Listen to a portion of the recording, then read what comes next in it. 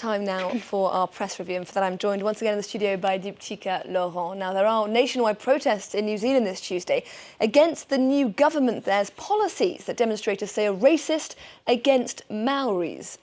Deepti, tell us more. Well, thousands of people are marching across the country today. They're demonstrating against Chris Luxon's centre-right coalition government's policies for Maori people, which, according to some of the press today at least, could signal the beginning of clashes over New Zealand's national identity. It comes as the new government, the new parliament was sworn in this Tuesday in its first sitting. You see it there, making the front pages of the New Zealand Herald, the anti-Maori policies that have launched street protests. There's a good explainer in The Guardian today, which gives us some sort of background to what exactly they're protesting about. Concretely, protesters want the government to scrap plans to review the Treaty of Waitangi, which is New Zealand's 180-year-old founding document that was signed between the Crown and Maori leaders. The government's also announced that they want to dial back the use of Maori language in government organizations, and they're planning to scrap the anti-smoking legislation that was hailed when it was first announced as the first in the world to ban smoking to future generations. So one of the government plans to use, as we mentioned, the dialing back of Maori language could affect, for instance, using the English name of ministries instead of Maori names. And this is something that's that's the focus of the New Zealand Herald's editorial pages today. Here in its editorial, it looks at that discussion note and really argues in favor of keeping both the English and Maori names, saying that having a Maori name does not diminish the English name, and really saying that the Maori identity, the Maori language, is really a part of New Zealand's national identity. Meanwhile, Dipti, Israel's war against Hamas in Gaza has now extended to the south of the enclave. A lot of focus today on what many believe could be Israel's imminent flooding of the tunnel networks underneath Gaza. That's right. You'll find this in the Wall Street Journal today, Haxi. Israel weighing a plan to flood Gaza tunnels with seawater. According to the journal, the Israeli army have been assembling in the last month a pump system near the Al-Shati refugee camp in the north of Gaza. It could be used to flood seawater into Hamas's labyrinth tunnels. Excuse me. Underground in Gaza, and with the hopes of chasing them out. The paper warning of U.S. concern that the pump system could also affect the provision of fresh water into Gaza, which is already in low supply. According to figures, Gazans receive 3 liters of water per person per day. That's well below the 15 liters per person per day that is recommended by the United Nations.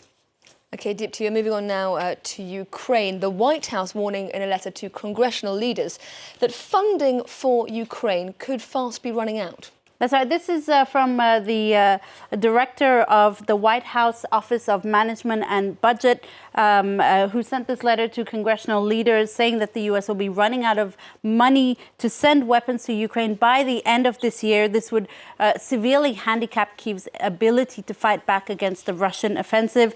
According to the New York Times, time is of the essence. The Democratic-led Senate will be voting this week on more than $61 billion in Ukraine-focused aid. That's part of a national security program. Democrats warning that without the approval from Republicans, it could have dire consequences for the future of the war in Ukraine.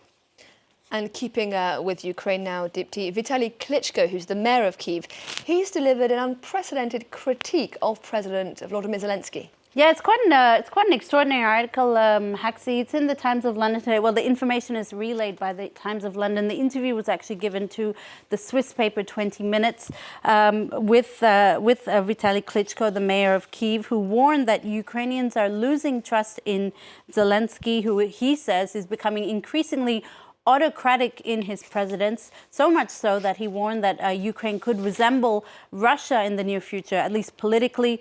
Klitschko and Zelensky admittedly came to blows last year when Zelensky accused him of failing to maintain Kiev bomb shelters.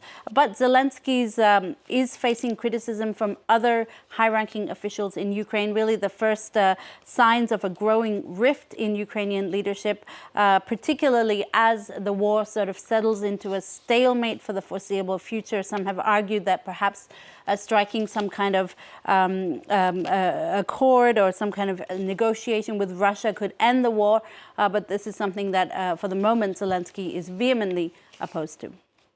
Well, moving on now to something completely different, Deepti. A kangaroo that was on the run has been caught now, thankfully, by Canadian police. Tell us more. Well, the story reads like the Great Escape, Haxi. Two kangaroos were being transported to a Quebec zoo last week in a routine journey when one of them, a 4-year-old female born in captivity, escaped her handlers by jumping over their heads during a rest stop. Since then, social media has been documenting her escapades. She's been seen wandering alongside roads in the area, surprising locals who were dropping off their kids at school in the mornings. They finally managed to capture her again, and according to RUP protocol, they grabbed her by her tail. She didn't take to it kindly. She punched the police officer who was trying to contain her, but thankfully the kangaroo has been captured now. She'll now be transported to another zoo. But let's end on another story, Haxi. This is from the Times of London today, talking about what is apparently the world's smelliest cheese. It's not in France. It's actually in the Scottish Highlands. It's a brie-style cheese that's been made there for the past 7 years, and it's set to stink up your Christmas tables this festive season. It's got a hard orange rind, a gooey center, and, I quote, distinctive notes of old feet. Sounds very appetizing, Haxi. It's the way you sell it, Deepti. Thank you very much, Deepti Laurent, there with today's International Press Review.